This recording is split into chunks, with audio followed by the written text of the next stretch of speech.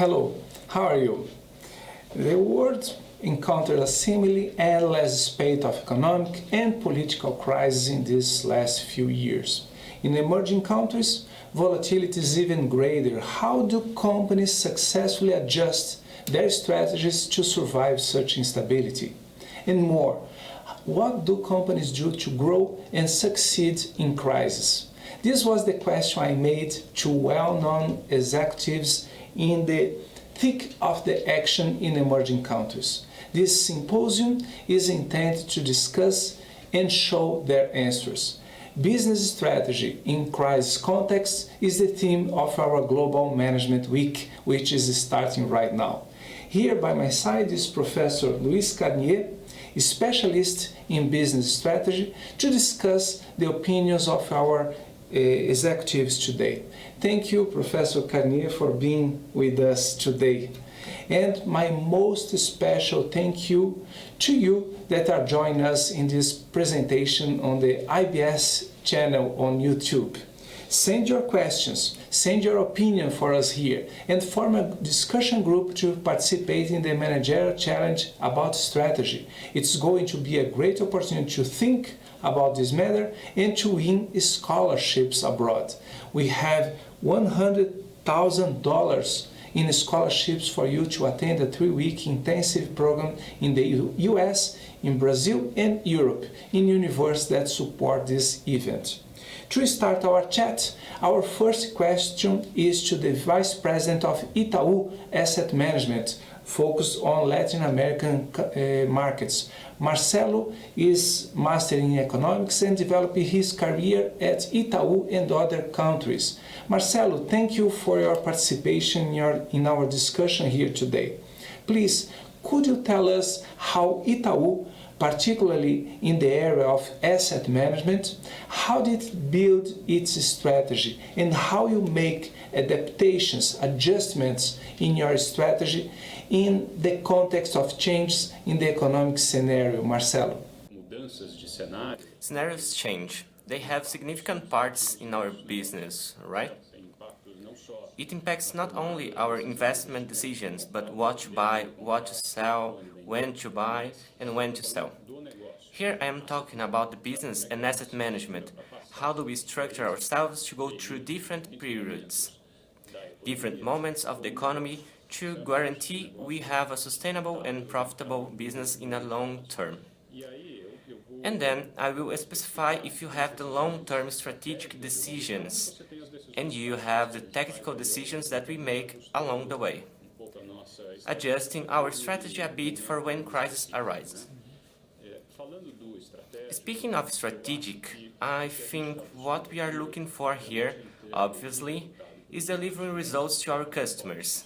That is a consistent performance with adequate risk respecting the profile of that customer. What risk tolerance that client has, what the return that the client expects. If you are talking about an institutional segment, for example, there are a series of specific regulations that we must follow.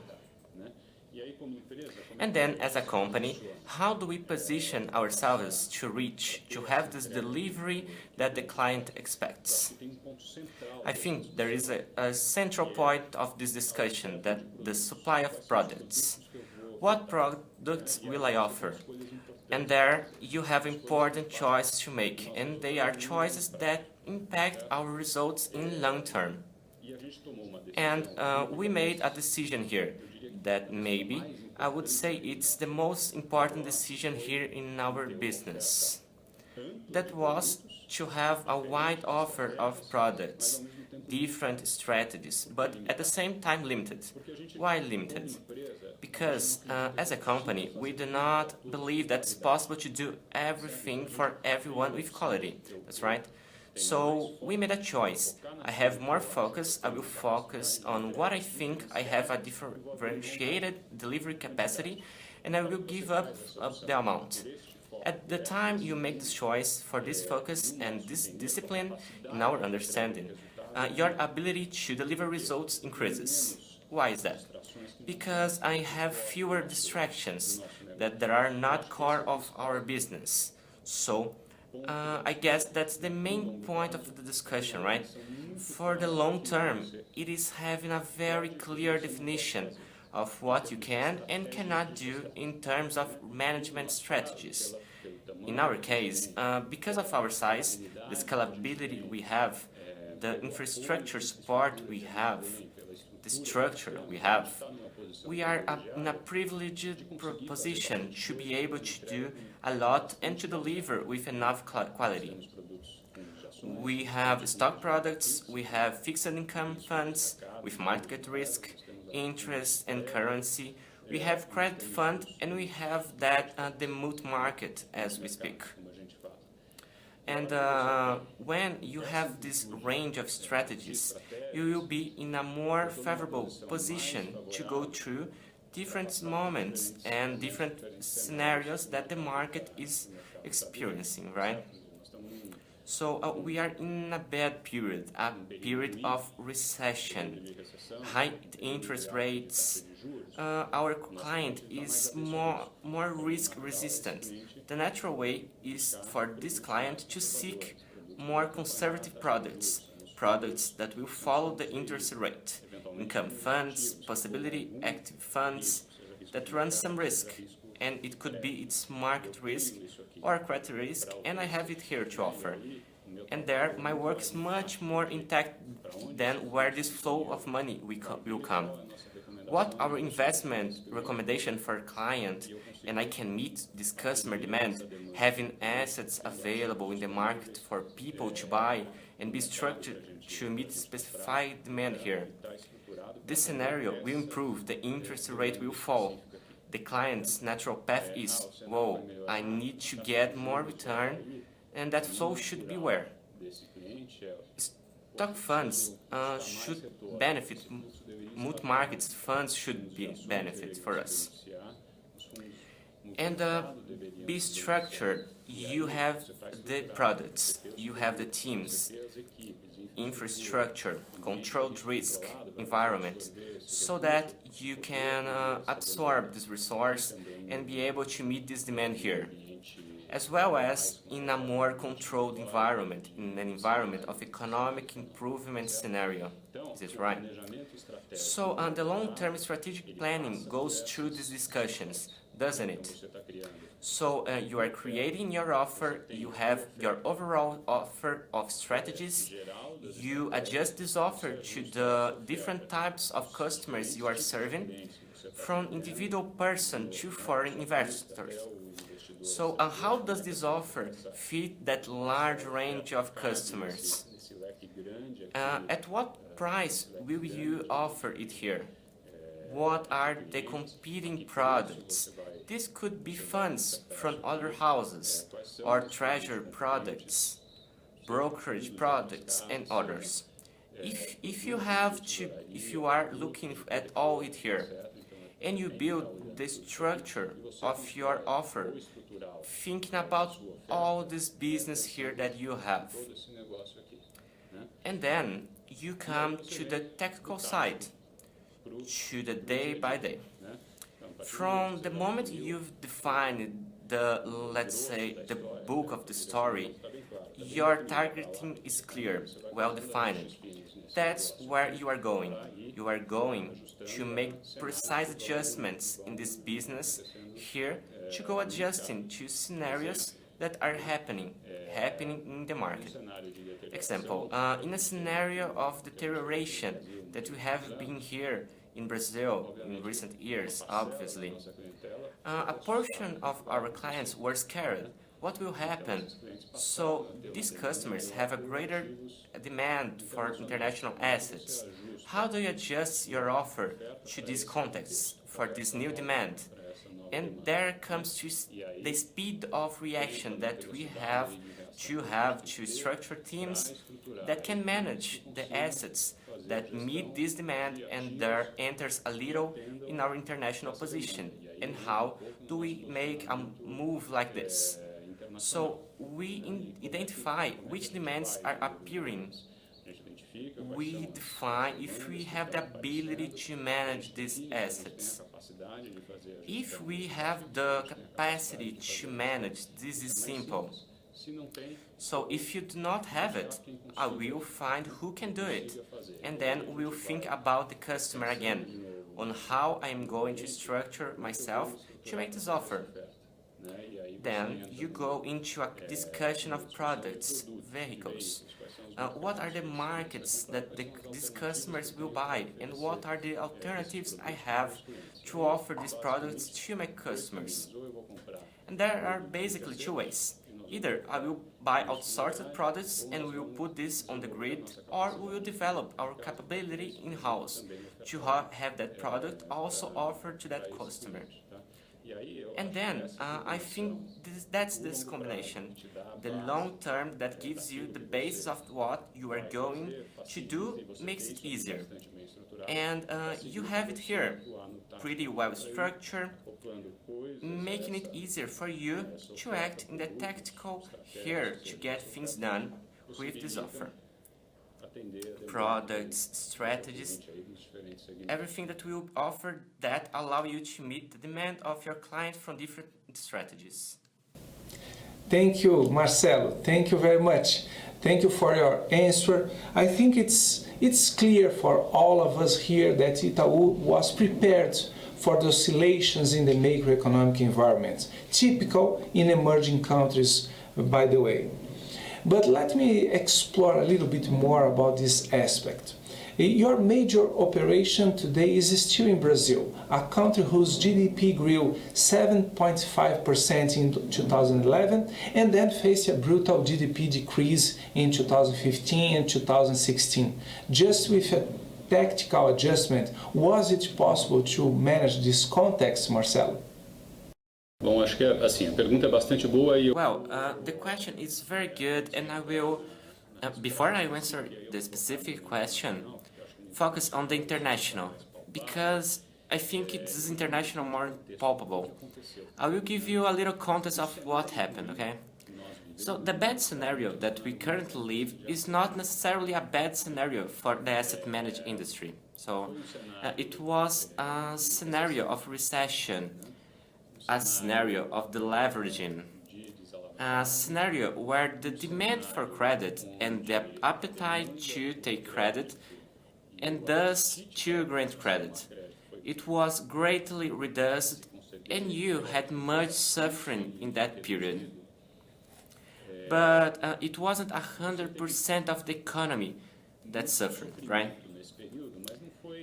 You had in different segments that we serve, whether individuals or corporations, we had clients with the ability to generate income or to surpass cash for investment, right?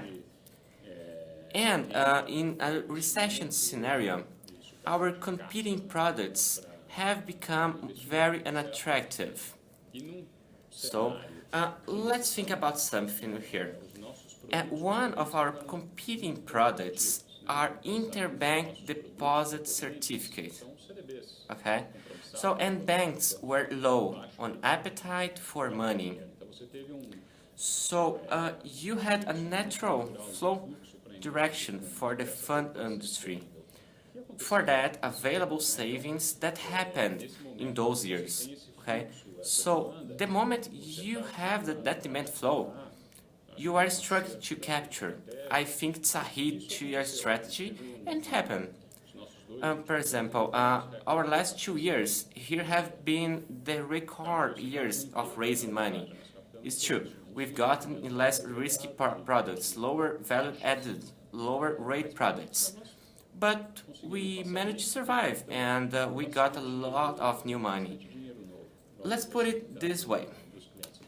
It was good. So, looking ahead, although we see an improvement in the economy, it does not necessarily mean that this will be simpler for us. I actually think that the challenge ahead is bigger for us. I also think that along with the challenge, there is a huge opportunity. The client, the level of knowledge that the most people have about funds is still very low. In a scenario like the one I described, people are buying an investment, not necessarily they are aware that's a fund.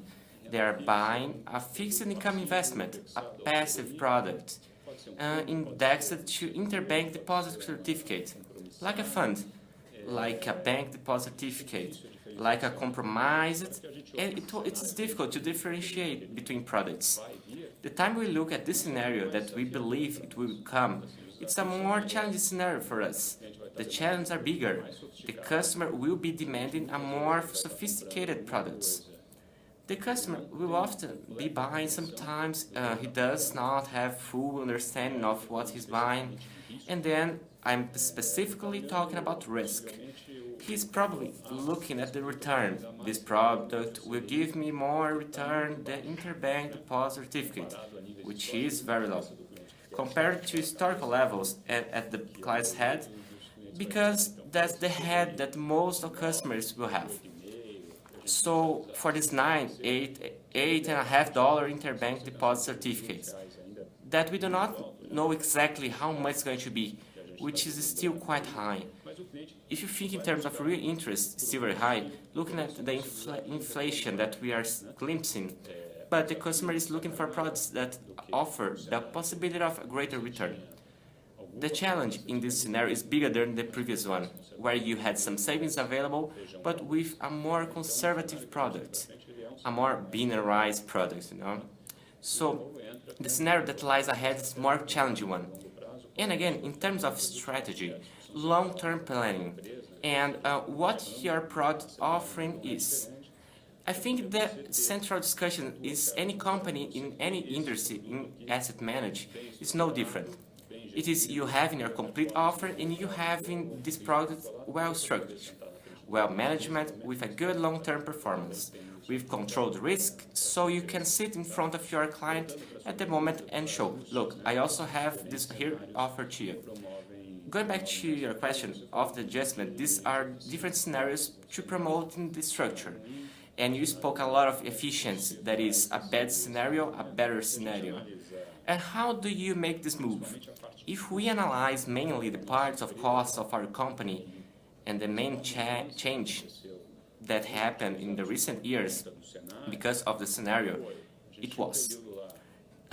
We had a period of 2017, 2007, 2008 until 2013 where Brazil was the darling of the market. People had a cash flow to the local market coming from outside, which was very strong, was very expensive.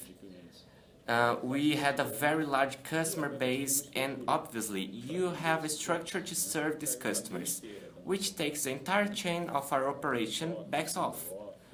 Product sales, resource management. It accompanies the entire chain. When you have the change of scenario where Brazil loses its attractiveness from the point of view of foreign investors, bringing resource here, and you have this deterioration here, and you have a greater demand of the Brazilian customer to buy assets or products outside. You have to make an adjustment in your structure. So, with no doubts, if you look at our line, the various cost lines, the biggest adjustment that we made was to adjust the size of our international structure, bringing a consistent level, reducing also the structure, bringing the level of consistent scenario that we are living at this moment. That's a scenario of lots of doubts about the capability of Brazil to face this crisis that we are living in the past few years, that we are facing the last 3 years, to be more precisely about the years. Marcelo, thank you again. Thank you very much for your answer, for sharing with us your experience. What caught my attention was this flexibility that you described at Itaú. Flexibility to capture specific market trends in each moment and to navigate them adeptly. Later, we are going to start our Q&A session, and the subjects that you brought up will give food for thought for all of us here. Hereafter, we'll follow up with our next guest, also an executive in a big company in Latin America, Aché Pharmaceutical. It's my honor to have you here with us, Marcelo Neri. marketing and demand director of this company that's leader in several medical specialties and a lot of product lines in the pharmaceutical industry. And I start our discussion posing to you, Marcelo Neri, the same question I asked to Mr. Fátio from Itaú. How is your organization managing these economic variations? What changes or adjustments in your market strategy are you putting into practice, Marcelo Neri? Bom, nos últimos Well, if we take a slightly longer period, such as the last 10 years, let's say, we have expanded the company a lot.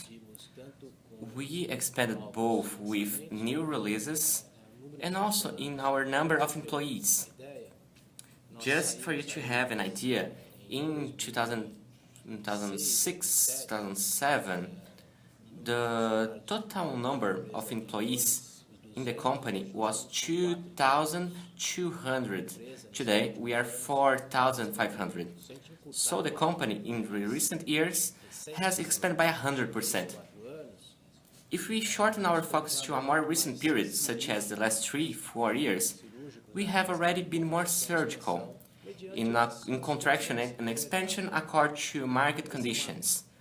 So, obviously, this is a measure you are taking according to the temperature of the market, and obviously, with the portfolio you have of new products to be able to launch. In recent years, one of the extremely important measures we have taken here was to allocate resources for the launch of products, for portfolio renewal. So that was, I believe, a measure we made. We put a lot of effort to be able to renew the portfolio and have new brands to offer for the market. That gave us double-digit growth year after year. We have both a solid market performance and a very strong financial performance as well. So, with every brand, there is a specific follow-up. All the measurements require a little more analysis of possible outcomes. So, you have a scenario A and also a scenario B. And then you consider the entire company, especially the planning area and the marketing area, where I have always been in the front. We always work that way, adapting many strategies according to market demands and needs. The pharmaceutical market is very competitive. Just to you to have an idea, we are among the top 3 companies, and we have 6 or 7% of the market share. The leader has 8, so the competition is very fierce, and this requires making and adapting brands and models always constantly. It's very interesting what you have mentioned, Marcelo. These adjustments in the growing pace and even in your company's expansion profile, if I got your point. To do not lose an important point in this discussion, could you describe a little bit more about Axé's rolling out and partnership policies to manage its growth in this context of instability? Ricardo, regarding the release, our company has a great range of products. So you can have an idea. We cover every medical specialties. These include gynecology, cardiology, endocrine, psychiatry. So we try to offer a basket of solutions and also solutions that the specialists can be aware inside of action to choose a treatment. Obviously, there are competing brands that provide solutions to our patients as well, but our vision is exactly like this: offer as many alternatives as possible. The alternatives we release are based on what is needed at the time. Okay?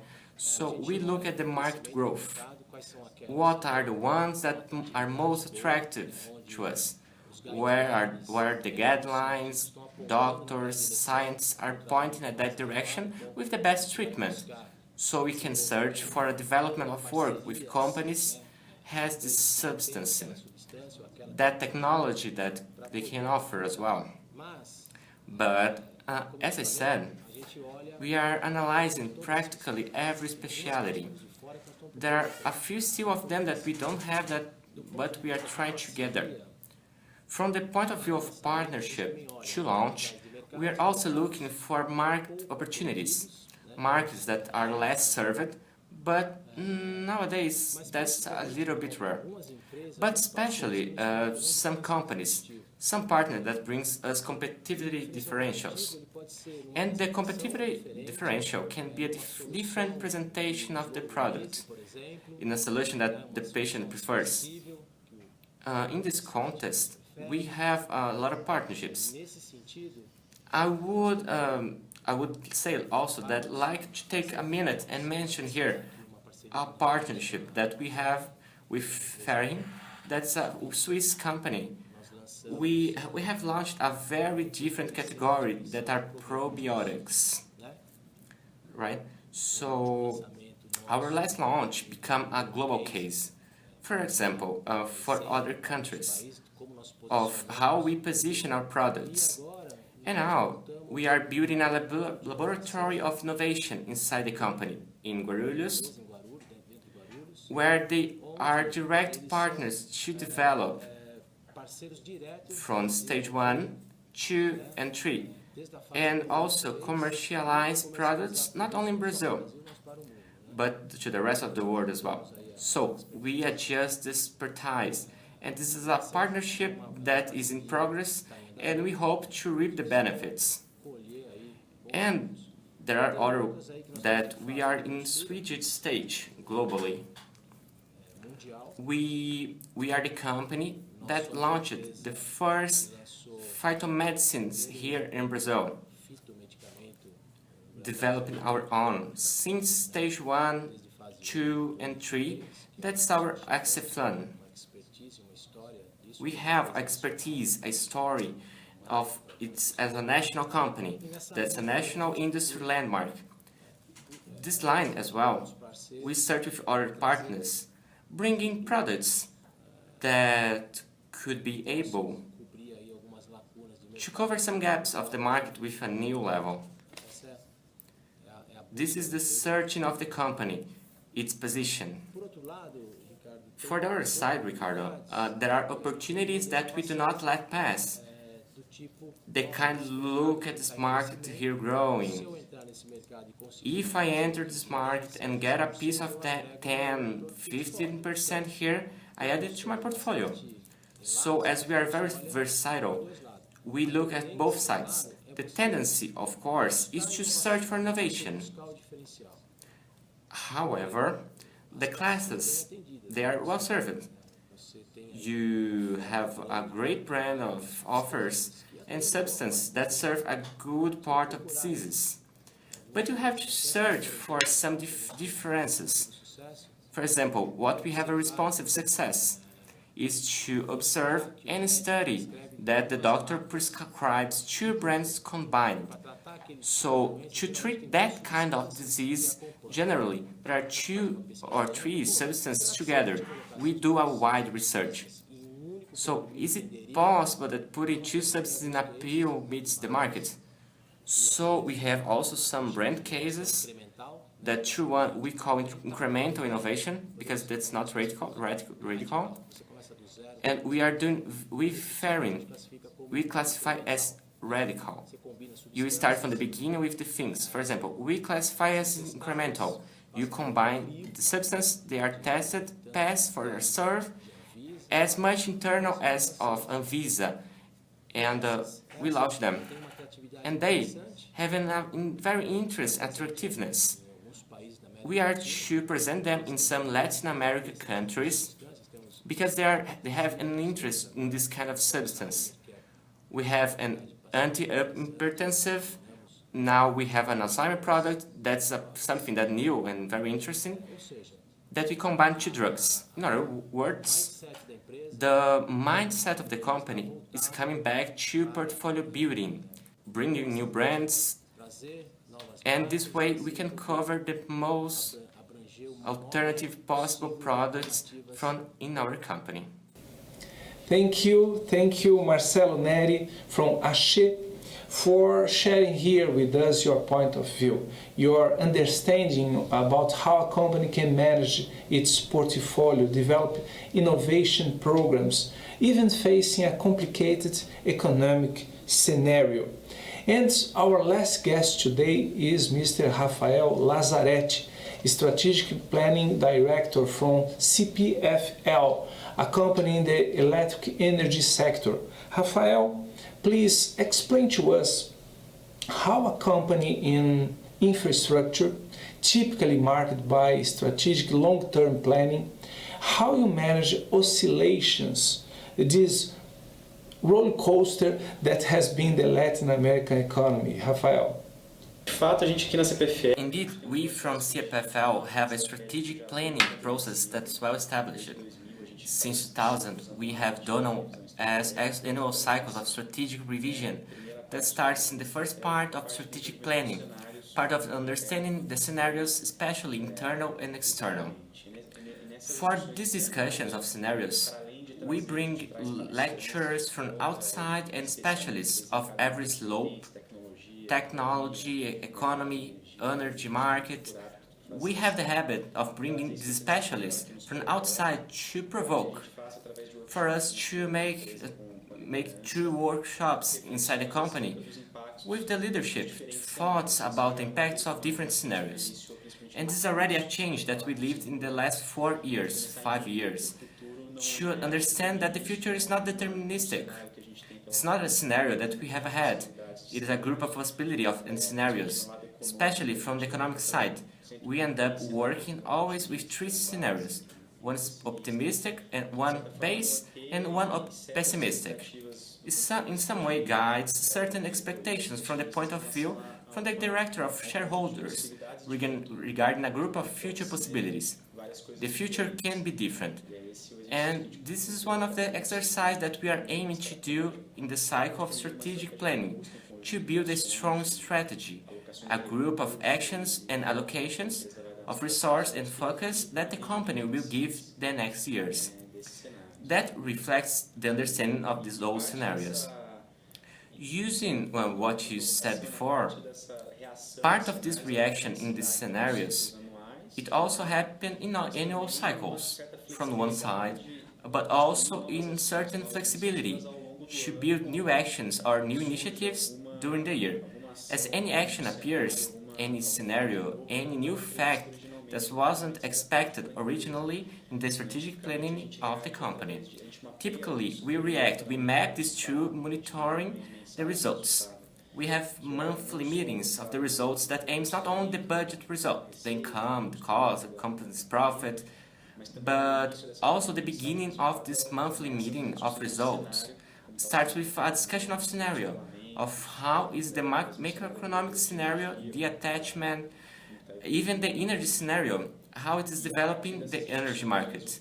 From these discussions of result and how it is affecting our results, normally there are some years that appear, let's say some action plans, new products that wasn't expected in their original strategy, but are made and elaborated to serve the new context. What we aim to have in CPFL is to have 2 strong moments of understanding the scenarios and possibilities. Once the revision of the strategic cycle every year, and also during the monitoring of the execution of strategy, the result of the company, in a way to feel no relevant displacement of expectations or of windows and opportunities. What we are trying to have at CPFL is to have 2 strong moments of understanding the scenarios and possibilities, one is the review of strategic cycle every year, and also throughout the monitoring of execution strategic company results, in the sense of feeling the attachment from expectations. Or, for example, in the CPFL case, to discuss with the agents set regulatory improvements of the environment of the electric sector. This wasn't foreseen, it was not in our original scenario. Once we had diagnosed and emerged this new fact, the company and made it available. Ended up creating a specific project with executives, with a team formed, resource and everything else. That is, we prioritized its focus, understanding it was strategic enough, important enough for the company to mobilize in that regard. So this is a more recent example here of people reacting to a scenario change that was not originally planned. So this means that you, from one side, apply scenarios technique to build a robust strategy, a strategy that handles different possibilities of the reality, but on the other side, they still continue to be aware of new facts, strong variables that could demand contingency plans. Your explanation is very important. Later, with the participation of Professor Carnier here by my side, I'm sure this is going to be a matter of lots of discussions here. Rafael, in case you allow me to seize more of your participation with this in our event, please share with us how a company in fact adjusts its competitive position in markets where you act. Could you please give us an example of short-term adjustments and also long-term strategic changes that those environmental instabilities demand from you? Perfeito, Ricardo. Perfect, Ricardo. Good point. I think it's possible to give two examples that respond very well to this question. I think we have experienced it. Those in the sector will know, but even those who is not, I think he heard about the MP579 measure. It was an interim measure launched a few years ago in the previous government. Basically, the main objective of the measure is a reduction of energy tariff and a set of changes to enable this reduction.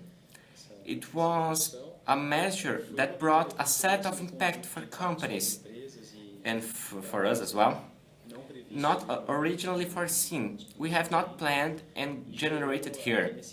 In this particular case, a very large mobilization of the company too, in the sense of when a new scenario comes up, adapt to it, build plans and action for this. It then consists of an internal working group to understand the measure, build our position and build an agenda of response and influence in relation to the measure itself, which involved a set of meetings and take of our understanding in order to build solutions to the problem that suffer from the distribution of cash from distributors, just for an example. It was an impact, a change of scenario, as you put it, very strong in the electric sector, and our reaction was short-term in this case. That is, it was a very good reaction to build a team, focusing the leadership and in understanding and building a position, and reacting to that change of scenario in the best way possible, as well as making internal adjustments. So beyond this construction of outside agenda, this measure generated a set of changes inside their house, mitigation plans and adaptation of the company in the new reality. So it was a short-term reaction.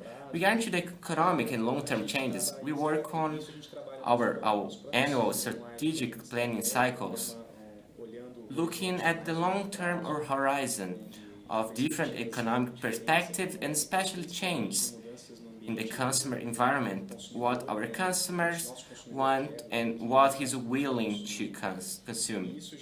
And this has already made us, in the case of CFL, generate a portfolio diversification movement more strongly, and in the last 5 years to rebalance our portfolio still within the energy sector. So it's a diversification in a way that leverages our core competences and are within what we understand, know, have history, more than 100 years of history, which is electric power, where we could leverage and diversify our portfolio so that we can be prepared to fluctuations to happen in this scenario. So the strategy of diversification and try into renewable energy in generation from a company that was originally just an energy distributor. Today we are an integrated electric power company with a generation, distribution, also unregulated business, markets, and selling services.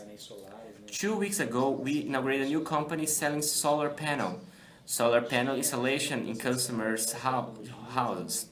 So we have reacted to changes in scenarios, new technologies, to the new consumer profile. And here's a medium to long-term reaction, that is, a reaction to build a portfolio, to direct a business portfolio to that group that's appropriate to the set of scenario changes that are more long-term and somehow also prepare us a portfolio specified to short-term changes that we have made experiencing, for example, in the last 2 years. With economic scenario less favorable to the crisis, a diversified portfolio that we have built, and despite being all in energy, with very different risk profiles among each other, energy business do not all have a market risk, especially today, transmission and generation with less risk market for assets already built. This has allowed us to have a more balanced and more prepared portfolio for the crisis and also the difficulties that came in the economic scenario. So, in fact, we have reactions that come out of our short term to build plans of work and actions focused on short shots, and also changes from more than medium to long term scenarios and to change the company's portfolio to adapt to this. Thank you, Rafael Lazzaretti, Strategic Planning Director of CPFL. I also thank you and say goodbye to Marcelo Neri, Axé Director in Marketing Area, and to the Vice President of Itaú Asset Management, Marcelo Fátio, for supporting us with your presence today in our event. Meanwhile, please prepare your questions for our Q&A session. I will invite to participate in our chat Professor Luis Carnier. Carnier, Itaú Asset Management bet in a rigid strategy focused on specific markets with flexibility to make tactical adjustments in the context of economic change. Axé, another Latin American company, has been adjusting its expansion according to the temperature of the market, betting on releasing products to renew its portfolio. Meanwhile, CPFL traces these long-term scenarios, not neglecting the adjust to different contexts in the market. If I'm reading properly the ideas of our guests, they seem to share a similar vision about what to do in the context of crisis. On one side, rigidity, hold on tight a company and keep it in a long-term strategy. That's right. But on the other side, some flexibility, agility to make the adjustments necessary in this strategy. In your opinion, this double position, rigidity in the general strategy and flexibility with circumstantial adjustments, is something that companies from several different areas or sectors should do to face economic crisis? Yeah, I think those double situations, they combine into each other. One thing is very important that we have seen in those three examples, those three companies, they know exactly what strategy means. There's a lot of confusion about strategy and things that companies do, and those three companies show to us the exact meaning of a strategy. It's very important to have a strategy, something different, difficult to be imitated, and means value to the market, to the company, to the stakeholders, and this is clear to us. But on the other hand, they have a flexibility to adapt the strategy to the local environment, the local situation of, let's say, crisis, which is, in my opinion, the combination of turbulences in uncertainty. So you have to have adaptation to the scenario, otherwise you go broken. But those three companies show to us that's very important. On one hand, a bank, a very powerful bank, they have a lot of products, but they concentrated in the crisis in the best products they have. The core business, the key essence of profit and the success of this company. So they concentrated because the crisis, you cannot shoot everywhere. You have to have focus. That's very important. Number two, Aché, which is a laboratory, pharmaceutical laboratory, they have a strategy, and they adapt the strategy to the market by bringing a combination of partnership with foreign concerns, bringing the invention, the techniques, and adapt to Brazilian market. Very interesting. That example, they have two products being combined. So for the same reason, the recipe of doctors. And by doing this, they reduce the cost of the products in a situation like to be competitive. And one thing very important he mentioned, he increased the market share. He increased the market share in a period that we have a crisis, which is very important. Huh? What do you think? So why? Because they have a clear strategy, and they adapt the strategy to their business. And third, number three, the company of infrastructure. They are in energy business. The basic business are electric energy produced by water, but they are deriving, they are changing, they are spreading the portfolio by looking for solar energy, ionic energy, other means to create a new portfolio according to the crisis. Crisis is very important because the crisis, behind the crisis, have a lot of opportunities. For sure. Yeah, so new opportunities you can only find when you have a crisis. And this is a good part of crisis that I like very much, because companies have to move, have to look for new ideas. They have to invent themselves. They have to innovate. And that's very important. Mm-hmm. Before we go to our break, and then we will have our Q&A session, I'd like just to emphasize one aspect that drew my attention in the speech of our three guests today.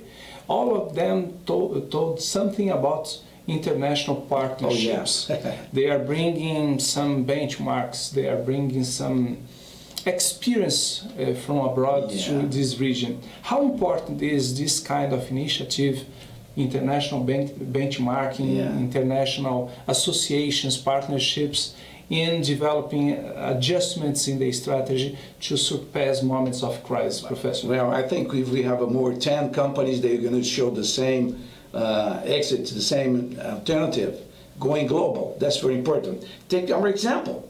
We are in Brazil, and our speech is in English, not for Brazilians, or maybe Brazilians outside Brazil, but the idea is to communicate with other countries, other markets. So the world is globalized. So companies in Brazil or in any country have to look for partnership outside the country, because by bringing it to your country, in the case of Brazil, the experience develop in other countries and bring it to Brazil. That's very important. So that's it. We live in a globalized world, and a really small world becoming a small world, because we are connected with stakeholders in Brazil, outside Brazil, in your country, outside your country. That's the name of the game for the future, to survive and to continue have a profit in your business. Thank you, Professor. And with that, we are ending the first panel of this first day of our symposium, the Global Management Week. I ask you to stay with us. We'll have just a 1 minute break while you write down your questions and send in the right side of your screen. You have there the chat panel where you can put your questions that will be answered live here in 1 minute. Thank you very much. See you soon. Bye-bye.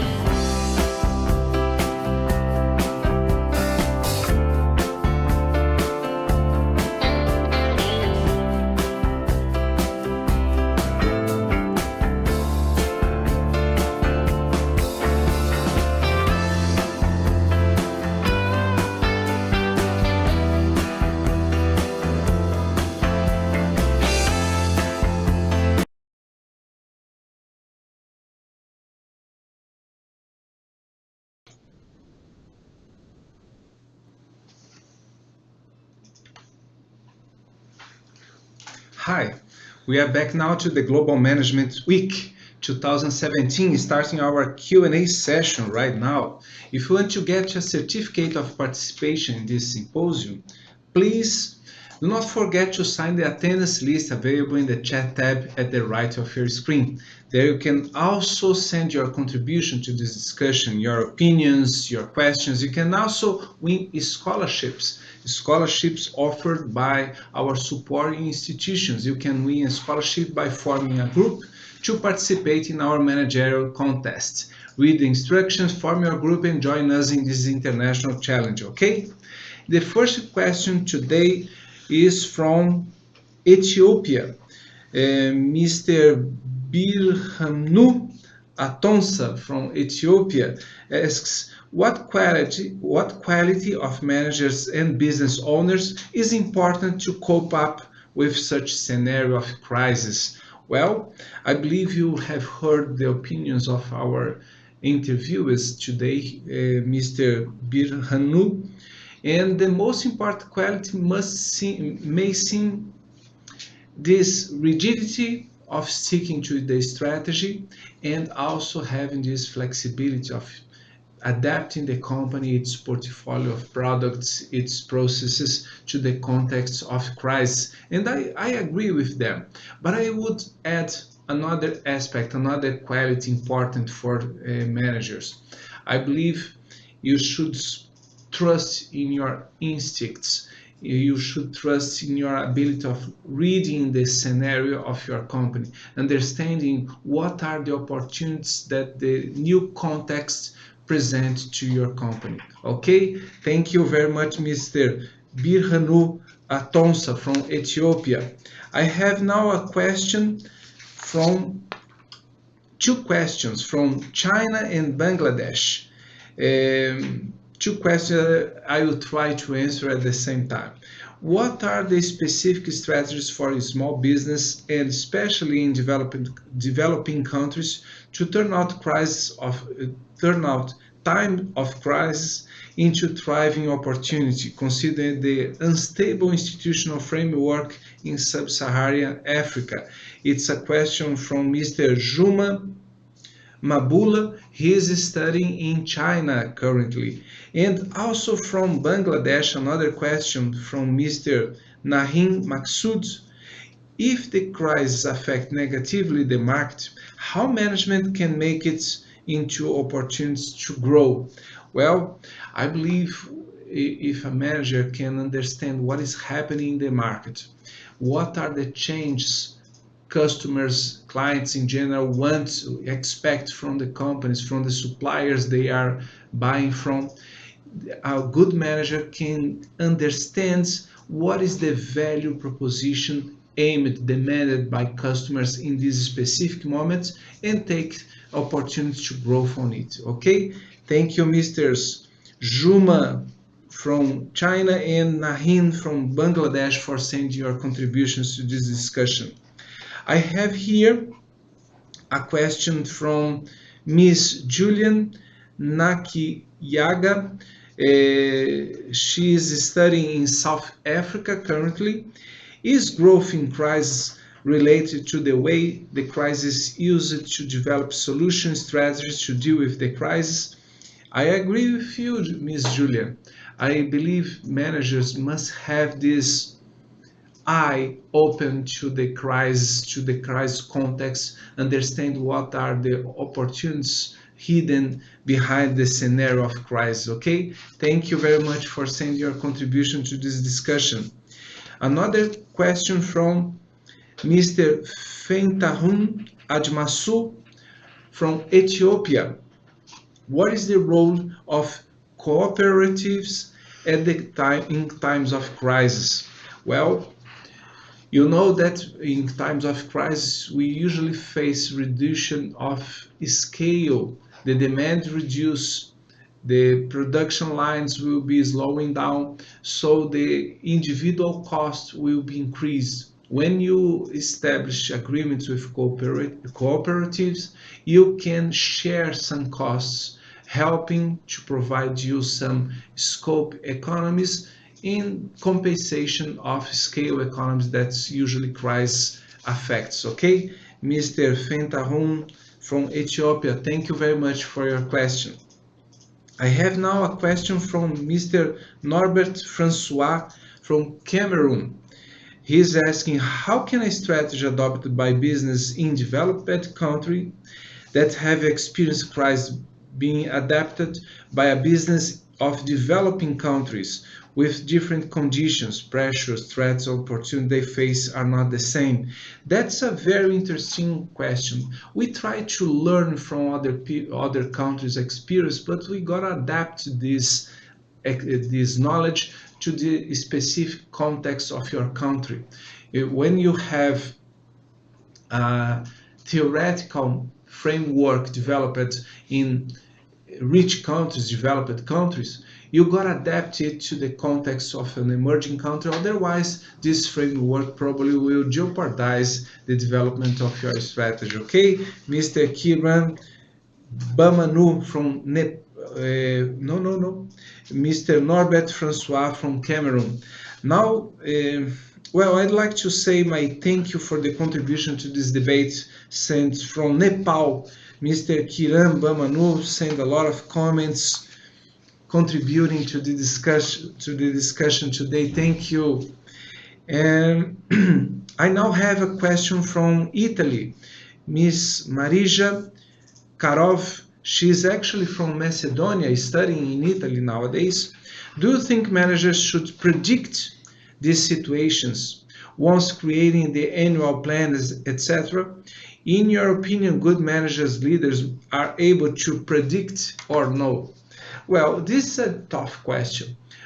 First of all, managers must try to predict what is going to happen in their markets and anticipating the situations, the context they will be facing. But as you may know, see the future is not entirely possible.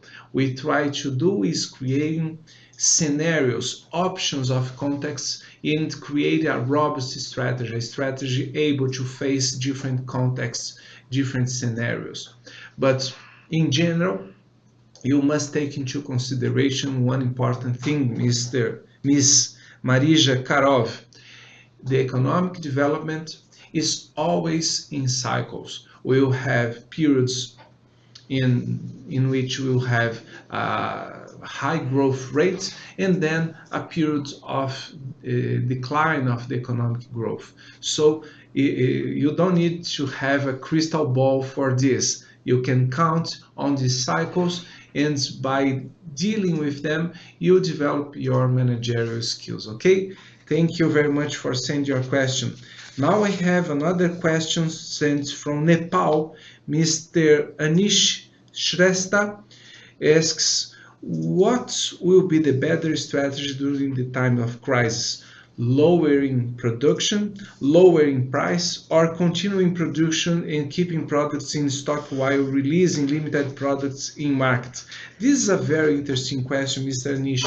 I believe it depends on the company and the sector you are. Of course, if you have conditions to stock your products, to offer them in the period after the crisis, it could be a good solution to keep your production lines. You know, production lines is something that you cannot speed up, but you cannot even stop them the same way.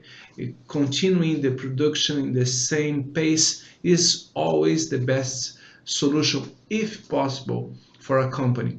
But you know, sometimes you cannot predict how long the crisis will take to recover the economy, and if you don't have unlimited resource, and usually you don't have unlimited resource, sooner or later you need to slow down your production lines and stop stocking so many products. So trying to anticipate what is going to happen to the market and adequate your production lines to the demand is usually the most conservative option for a manager. Okay, thank you very much, Mr. Anish Shrestha from Nepal, for sending your question.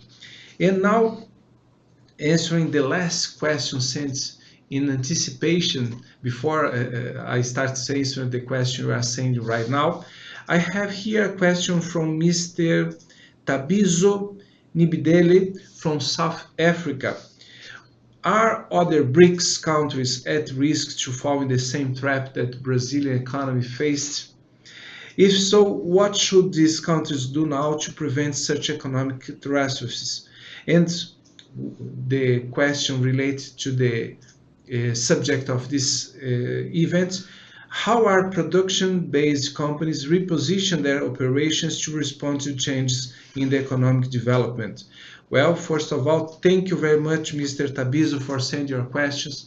Yes, I believe many emerging countries like South Africa, for instance, can fall in this trap, falling in the problem of the devaluation of its currency in face of other currencies like dollar, euro, etc., can jeopardize the perspectives of development in these countries. What companies should do? I believe try to reposition themselves in a way that they are able to identify their specific position in the value chain, in the international value chain, and adapt to this new context. The agility to adapt to this new context is the key skill for surpassing the crisis. Okay, thank you very much for sending your question. There are so many questions sent in advance and so many questions sent live now, but I will guarantee you, even if I can't read your question, all questions will be considered for this promotion we are hosting here that will offer you scholarships for your participation in this event. Okay, thank you very much. And please, Steve, can you please read the questions that people are sending now to us? Yes, sir. Mr. Richard Queedy from Ghana would like to know, building scenarios are very important, but what attempts should be made if they fail in times of sudden crisis? I see, Mr. Richard. We try to anticipate these scenarios, but it's not always possible. The most important aspect is the capacity of adaptation for the company. If the company is seeing that the scenario is changing and adapt it faster than the competitors, it will give them a competitive advantage in the scenario. I invite you, Mr. Richard, to read the article that we wrote for this symposium. The article base for this symposium offers you some tips, some clues on how to build a strategy in times of crisis. Okay, thank you very much. Steve, please. Mr. Benokadi from Algeria would like to know, how do companies keep the trust of customers when facing a crisis, and what priorities should be taken and cuts should be made to make sure the goals are achieved? Well, Mr. Safouani Beneukad, I'm sorry if I'm not pronouncing properly your name. The most important aspect is in the relation between a company and its customers is the trust. If you fail this, it's not a problem if you are in crisis or not, your company will not do well. The important aspect in a period of crisis is to identify the value demanded by customers in a period of crisis and try to deliver the value. Deliver specifically what the clients are expecting from you. It varies from a period of economic development to a period of economic crisis. So adjusting your portfolio, adjusting your value proposition to periods of crisis is the essence of your success in this kind of period. Okay, Mr. Benelkat, thank you very much for sending your question. Mr. Anashreza from Nepal would like to know, how do you decide what investments and contingency plans are good enough or worthy enough for the crisis? Well, it depends upon the ability of the manager to evaluate what are the most promising options that a company must invest in during the periods of crisis. Let's take the examples provided by our interviewers today. In Itaú, for instance, they had limited portfolio of products, they stick to it, but they change the emphasis from one group of products to another group of products. In the case of Aché Laboratories, they are a pharmaceutical company. They don't face crisis the same way other companies do. You know that there are some sectors of the economy that presents a anti-cycle behavior in terms of the economic development of a country. You please, if you are interested in this, try to read the article base for this symposium to deepen your knowledge on this field. But in general, what the key aspect of succeeding in periods of crisis is to identify what is the specific demand of your clients in this period, how you can perfect your offerings to attend to the expectations of your clients. Okay, Mr. Anis, thank you for sending your question. Mr. Robert Vollick from Australia would like to know, how important is it to analyze competitors in asset management, considering all your customers have a different risk appetite? Well, unfortunately, we are depending on what are the expectations of your clients. A company must, first of all, know its clients, know the segments they work with. Now, try to understand what are the expectations of your clients is a key aspect of succeeding in periods of crisis. My suggestion for you, Mr. Robert, is to try to learn from your clients more and faster than your clients, than your competitors. It will give you a competitive advantage and give you a better chance of succeeding in periods of crisis. Okay? Thank you, Mr. Robert, for sending your question. Ashraf would like to know, with the increased effect of globalization, do you think that scenarios of crisis within certain regions pose a threat to other market regions, or would they be more of an opportunity? Well, it's an idea widespread, but I don't totally agree with the idea that globalization increases the volatility of the markets. What I know is, what we see is, once we have integrated the economy around the world, the crisis in one region can affect the other. But the point is that by integrating your economy with other countries, a specific country can reduce the volatility, can reduce the spread of the economic development instead of increasing the volatility. But considering the company's perspective, it's imperative that you work with international global chains. Otherwise, you lose opportunities to internationalize your company, gain more scale economy, reduce the possibilities of benchmarking from other market experience, and so on, losing opportunities to grow. Okay? And once you are running out of time, I will try to answer now the last question today, please. Mr. Wilson Wendira from Japan asks, how does networking with other companies help in turbulent times? Well, Mr. Wilson, I'd like to invite you also to read the article base of this symposium. There I try to emphasize, to summarize some strategies that companies can use to reduce their costs during periods of time, during periods of crisis. And some of these strategies are specifically connected to networking, to establish strategic partnerships, strategic alliances with competitors, in a way to compensate the scale economy reductions that usually times of crisis present to companies. Okay, Mr. Wilson, thank you very much for sending your questions.